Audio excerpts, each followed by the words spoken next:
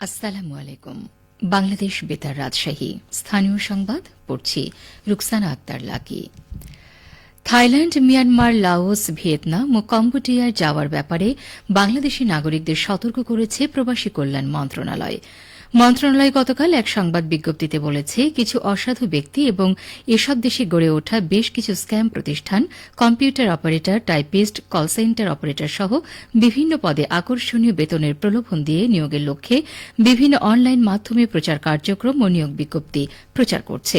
এসব ক্ষেত্রে স্ক্যাম সেন্টারগুলো বিভিন্ন দেশের নাগরিকদের সাথে বাংলাদেশিদেরকেও সুকৌশলে স্ক্যাম সেন্টারের ভিতরে নিয়ে গিয়ে অস্ত্রের মুখে জোরপূর্বক জিম্মি করে স্ক্যামের কাজে নিয়োজিত করছে।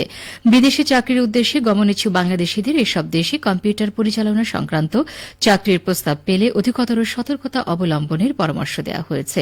প্রয়োজনে প্রবাসী কল্যাণ ও বৈদেশিক কর্মসংস্থান মন্ত্রণালয়ের সংশ্লিষ্ট শাখা অথবা জনশক্তি কর্মসংস্থান ও প্রশিক্ষণ ব্যুরোর সংশ্লিষ্ট শাখার মাধ্যমে বিদেশে অবস্থিত বাংলাদেশ দূতাবাসসমূহের সহযোগিতায় নিয়োগকারী প্রতিষ্ঠানের বিস্তারিত তথ্য যাচাই করে নেওয়ার অনুরোধ জানানো হয়েছে। রাজশাহীতে বিএনপির উদ্যোগে রাষ্ট্র কাঠামো মেরামতের ৩১ দফা ও জনসম্পৃক্তি বিষয় বিভাগে প্রশিক্ষণ কর্মশালা চলছে। আজ সকাল ১০টায় জেলা পরিষদ মিলনায়তনে প্রশিক্ষণের উদ্বোধন করা হয়। বিএনপির রাজশাহী বিভাগের সাংগঠনিক সম্পাদক সৈয়দ শাহীন শওকতের সভাপতিত্বে অনুষ্ঠানে রয়েছেন বিএনপি চেয়ারপারসনের উপদেষ্টা ইসমাইল জবিউল্লাহ ও মিজানুর রহমান মিনু, চেয়ারপারসনের বিদেশ বিষয়ক উপদেষ্টা, কমিটির বিশেষ সহকারী উপদেষ্টা ড মাহাদি আমিন, বিএনপির প্রশিক্ষণ বিষয়ক সম্পাদক রাশিদা বেগম হীরা, প্রশিক্ষণ বিষয়ক কমিটির সদস্য সচিব এবিএম মোশাররফ হোসেন, কেন্দ্রীয় নেতা রুহুল কুদ্দুস তালুকদার দুলু। কর্মশালায় বিকেলে প্রধান অতিথি হিসেবে ভার্চুয়ালি বক্তব্য রাখবেন বিএনপির ভারপ্রাপ্ত চেয়ারম্যান তারেক রহমান। যমুনা নদীর ওপর নির্মিত দেশের সবচেয়ে বড় রেল সেতুতে জানুয়ারির দ্বিতীয় সপ্তাহে রেল চলাচল শুরু হবে। আগামী ২৬ ও ২৭ নভেম্বর এই রেল সেতুতে হবে ট্রায়াল ট্রেনের টেস্ট রান। ইতিমধ্যেই মূল সেতুর নির্মাণ কাজ ও সেতুর দুই প্রান্তের সংযোগ স্থাপন সম্পন্ন করা হয়েছে। অত্যাধুনিক দুটি স্টেশনে নির্মাণ কাজও প্রায় শেষ। ৫০টি পিলারের ওপর স্থাপিত হয়েছে অত্যাধুনিক প্রযুক্তির ওয়েদার স্টিলের ৪৯টি স্প্যান। ডুয়েল গেজ ডাবল ট্র্যাকের সেতুটি চালু হলে একসাথে দুটি ট্রেন চলবে ১০০ থেকে ১২০ কিলোমিটার গতিতে। জানুয়ারির দ্বিতীয় সপ্তাহে সেতুতে রেল যোগাযোগ চালু হওয়ার সিদ্ধান্ত বাস্তবায়নে শেষ মুহূর্তের পরীক্ষা নিরীক্ষা সহ অবশিষ্ট কাজ চলছে।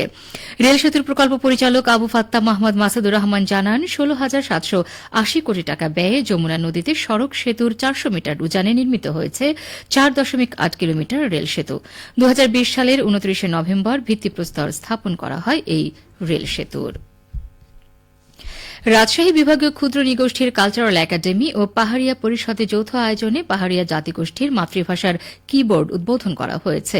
এ উপলক্ষে আজ সকালে একাডেমির মিলনায়তনে পাহাড়িয়া ক্ষুদ্র নৃগোষ্ঠীর মাতৃভাষা চর্চার প্রতিবন্ধকতা ও উত্তরণে করণীয় শীর্ষক মতবিনিময় সভার আয়োজন করা হয়।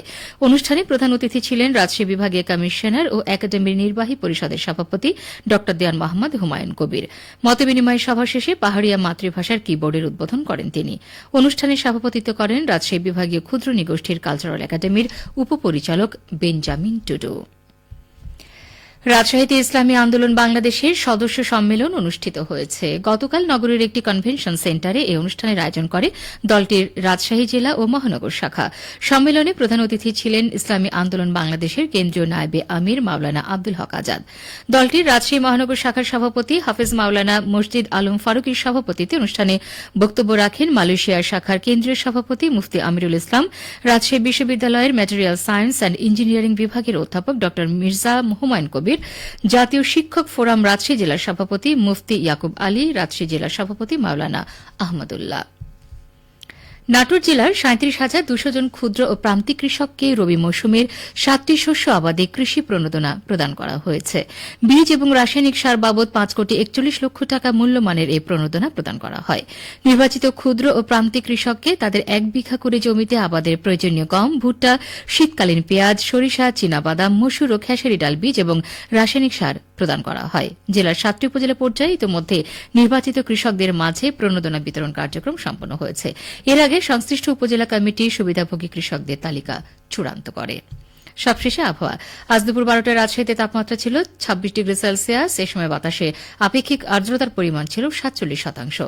রাজশাহী ও পার্শ্ববর্তী এলাকায় আজ সূর্যাস্ত সন্ধ্যে ৫টা ১৬ মিনিটে। সংবাদ শেষ হল।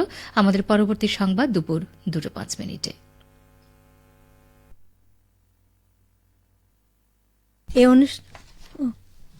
এ অনুষ্ঠান প্রচার হচ্ছে বাংলাদেশ বেতার রাজ